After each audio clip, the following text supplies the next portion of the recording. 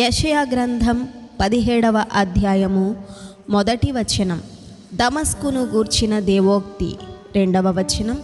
దమస్కు పట్టణము కాకపోవలసి వచ్చెను, అది పాడై దిబ్బగా నగును. అరోయేరు పట్టణములు నిర్మానుష్యములగును, అవి గొర్రెల మందలు మేయు తావులగును. ఎవడును వాటిని బెదరింపకుండా మందలు అచ్చట పండుకొనును. 3వ వచనం. ఎఫ్రాయిమునకు దుర్గము లేకపోవును, దమస్కునకు రాజ్యము లేకుండును. ఇశ్రాయేలీయుల ప్రభావమునకు జరిగినట్లు సిరియాలో నుండి శేషించిన వారికి జరుగును. సైన్యములకు అధిపతియగు యెహోవా ఈ మాట సెలవిచ్చుచున్నాడు. 4వ వచనం. ఆ దినమున యాకోబు యొక్క ప్రభావము క్షీణించిపోవును, వాని క్రొవ్విన శరీరము కృశించిపోవును. 5వ వచనం. చేను కోయువాడు దంట్లు పట్టుకొనగా వాని చెయ్యి వెన్నులను కోయునట్లుండును.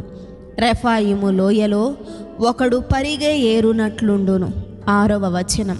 అయినను ఒలీవ చెట్లు దులుపగా పైకొమ్మ చివరను 2-3 పండ్లు మిగిలియుండునట్లు, ఫలభరితమైన చెట్టున వాలు కొమ్మల యందు 3-4 పండ్లు మిగిలియుండునట్లు దానిలో పరిగే పండ్లుండునని ఇశ్రాయేలీయుల దేవుడైన యెహోవా సెలవిచ్చుచున్నాడు. 7వ వచనం. ఆ దినమున వారు తమ చేతులు చేసిన బలిపీఠముల తట్టు చూడరు, దేవతా స్తంభమునైనను సూర్యదేవతా ప్రతిమలనైనను తమ చేతులు చేసిన దేనినైనను లక్ష్యము చేయరు. 8వ వచనం.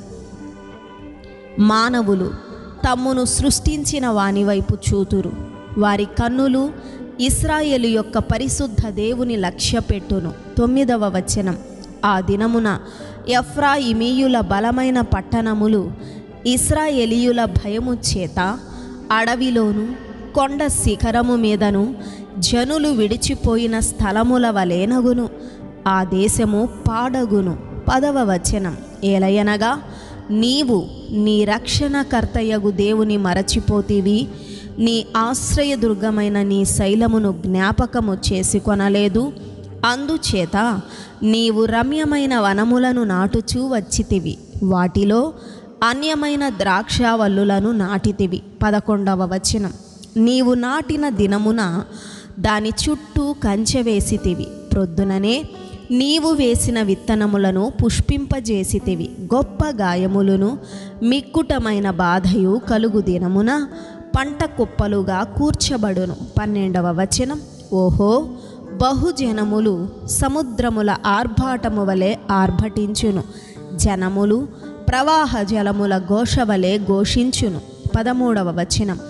జనములు విస్తార జలముల ఘోష వలె ఘోషించును, ఆయన వారిని బెదరించును, వారు దూరముగా పారిపోవుదురు. కొండ మీది పొట్టు గాలికి ఎగిరిపోవునట్లు, తుఫాను ఎదుట గిరగిరా తిరుగు కసువు ఎగిరిపోవునట్లు వారును తరమబడుదురు.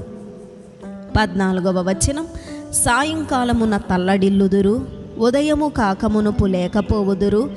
ఇదే మమ్మును దోచుకొను వారి భాగము, మా సొమ్ము దొంగిలు వారికి పట్టుగతి ఇదే. ఆమెన్.